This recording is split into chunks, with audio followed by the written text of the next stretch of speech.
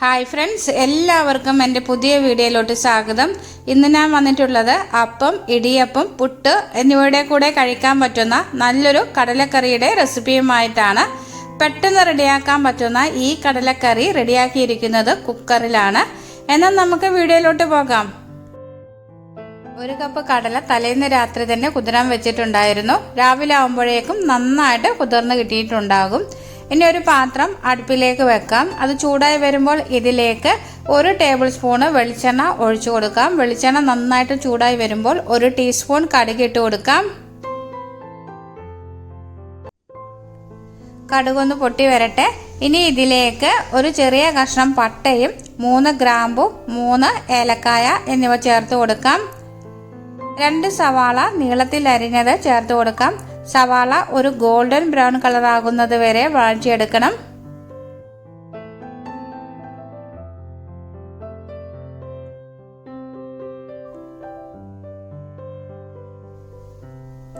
ഈ ടൈമിൽ 2 പച്ചമുളക് അരിഞ്ഞത് കൂടി ചേർത്ത് കൊടുക്കാം.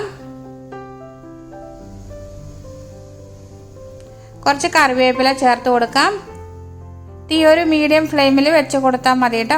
ഇനി ഒരു മിക്സിയുടെ ജാർ എടുക്കാം. അതിലേക്ക് 1 തക്കാളി അരിഞ്ഞത് ചേർത്ത് കൊടുക്കാം. 1 തക്കാളി മതിയാകും, അധികം പുളിയുടെ ആവശ്യമില്ല. ഇനി ഇതിലേക്ക് 6-7 ചെറിയ ഉള്ളി ഇട്ട് കൊടുക്കാം. 1/4 കപ്പ് തേങ്ങ ചിരകിയത് ചേർത്ത് കൊടുക്കാം. 6-7 വെളുത്തുള്ളി അല്ലിയും 1 ചെറിയ കഷ്ണം ഇഞ്ചിയും ചേർത്ത് കൊടുക്കാം. ഇഞ്ചിയൊക്കെ ചേർത്ത് കൊടുക്കുമ്പോൾ ഒന്ന് കട്ട് ചെയ്തിട്ട് ഇട്ട് കൊടുക്കണം, അല്ലെങ്കിൽ അരഞ്ഞു കിട്ടാൻ ബുദ്ധിമുട്ടായിരിക്കും.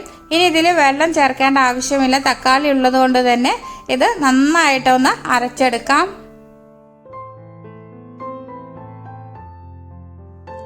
ഇനി റോസ്റ്റ് ചെയ്തിരിക്കുന്ന ഉള്ളി ഉണ്ടല്ലോ, അതിൻ്റെ കൂട്ടത്തിലേക്ക് ഈ അരപ്പ് കൂടി ചേർത്ത് കൊടുക്കാം.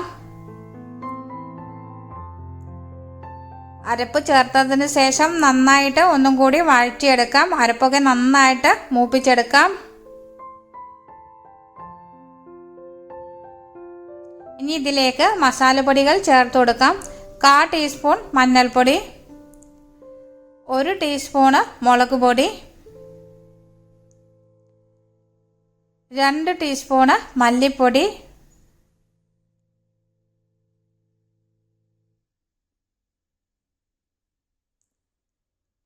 1/2 ടീസ്പൂൺ ഗരം മസാലപ്പൊടി എന്നിവ ചേർത്ത് കൊടുക്കാം. പൊടികൾ ചേർത്ത് കൊടുക്കുമ്പോൾ തീ ഒരു ലോ ഫ്ലെയിമിലേക്ക് മാറ്റേണ്ടതാണ്. ഇനി പൊടികളൊക്കെ നന്നായിട്ടൊന്ന് മൂപ്പിച്ചെടുക്കാം.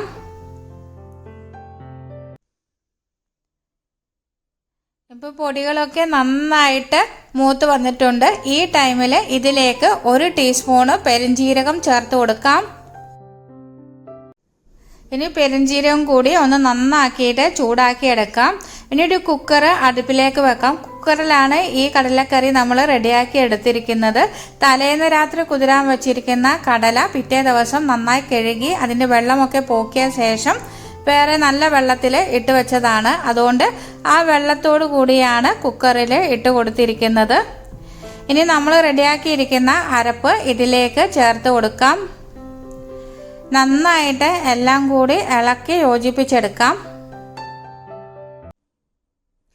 ഇനി ഇതിൽ ഉപ്പ് ചേർത്തിട്ടില്ലായിരുന്നു, അതുകൊണ്ട് 1/2 ടീസ്പൂണോളം ഉപ്പ് ചേർത്ത് കൊടുക്കാം. നന്നായിട്ട് ഇളക്കി യോജിപ്പിച്ചെടുക്കാം. ഇനി കുക്കറിൻ്റെ അടപ്പ് വെച്ച് മൂടി വെക്കാം. ഇതൊരു 7 വിസിൽ വരുന്നത് വരെ വേവിച്ചെടുക്കാം.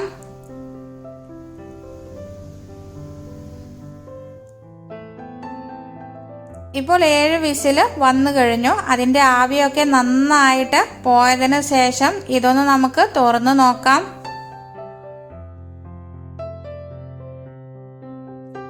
ഇപ്പോൾ ചാറൊക്കെ നന്നായിട്ട് കുറുകിയാണ് ഇരിക്കുന്നത്.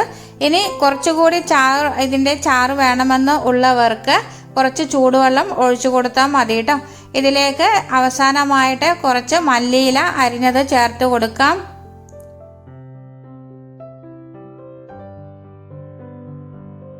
മല്ലിയില ചേർത്ത് കൊടുക്കുമ്പോൾ നല്ലൊരു ഫ്ലേവർ കിട്ടുന്നതാണ്. കുറച്ചുകൂടി ചാറ് വേണ്ടിയിരുന്നത് കൊണ്ട് തന്നെ 1 കപ്പ് നല്ല ചൂടുവെള്ളം ഇതിൽ ഒഴിച്ചു കൊടുക്കുന്നുണ്ട്.